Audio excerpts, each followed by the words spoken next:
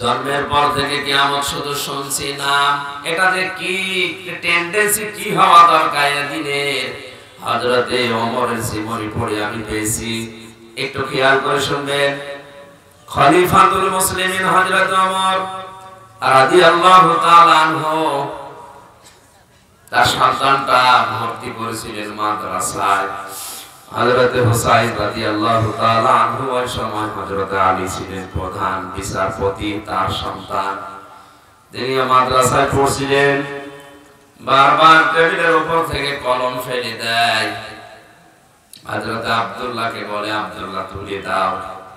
তিনবার তিনি তুলেও দিয়েছিলেন। চতুর্থবার বললেন, আমি কি তোমার খাদেম চাকর? বারবার কলম ফেলে দাও, আমরা তুলতে বলো, আমি পারবো না।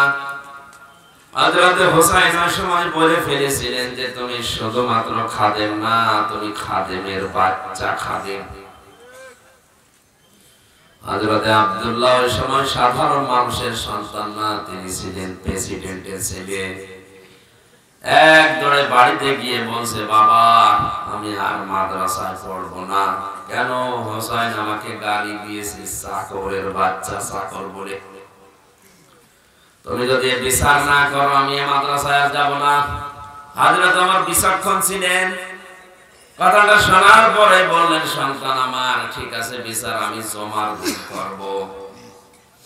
হাজার হাজার মানুষের সামনে কি খুতবা দিচ্ছিলেন, হঠাৎ করে বলে উঠলেন, দাঁড়ান সাহাবীরা, এখানে হুসাইন আছে নাকি? বলে হ্যাঁ, সামনে আসো।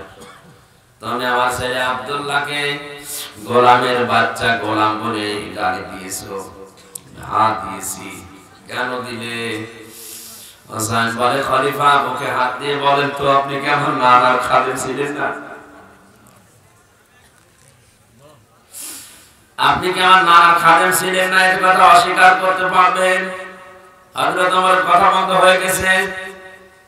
চোখের পানি ছেড়ে দিয়ে বলে, হুসাইন আমি তো এইভাবে ভাবি না।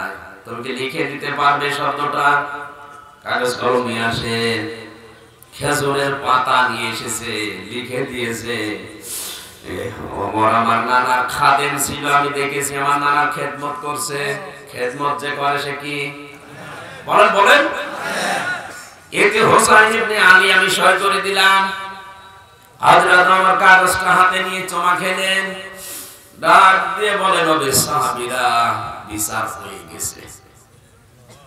হযরত আব্দুল্লাহ বলে, বাবা কি বিচার করলে? একটা বিচার হইল? এখনো তো শুরুই করলে না বিচার। হুসাইনকে তুমি পিটা বানা।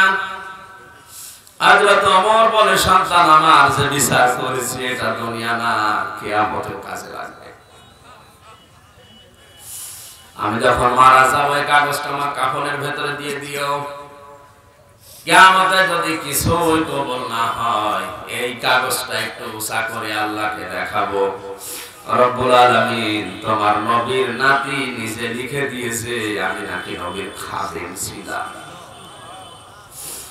এই ওসিলাই হলেও তুমি আমাকে আজকে মাফ করবে। তারা কিয়ামত নিয়ে কোন টেন্ডেন্সিতে ছিল, কোন চিন্তায় ছিল, আমরা আছি কোন ধান্দায়?